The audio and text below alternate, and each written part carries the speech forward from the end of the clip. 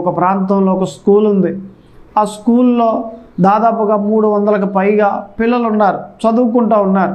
అవుటుగంట కొట్టారు 11 ఆ సమయంలో అందరూ బయటకు వచ్చారు. అదే సమయంలో ద సేమ్ టైం ఒక కారు వేసుకుని దొంగలు వచ్చారు, దొండగలు. 10 మంది పిల్లలకు చాక్లెట్ ఇచ్చారు.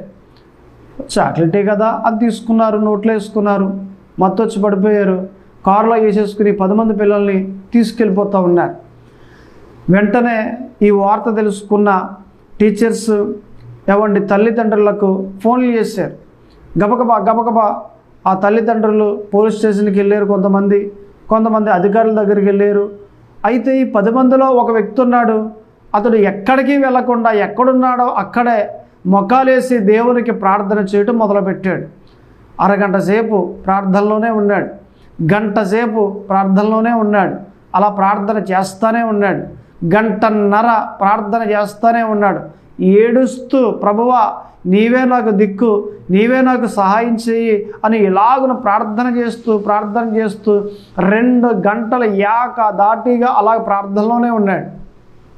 ప్రార్థన ముగించగానే ఒక ఫోన్ వచ్చింది. ఎవరు అని అలా ఆన్ చేయగానే, డాడీ నేను ఇలాగ కారులో తీసుకెళ్ళిపోతున్నారు, సరిగ్గా కారులో తీసుకెళ్ళిపోతున్నా నాకు మెలకు వచ్చింది.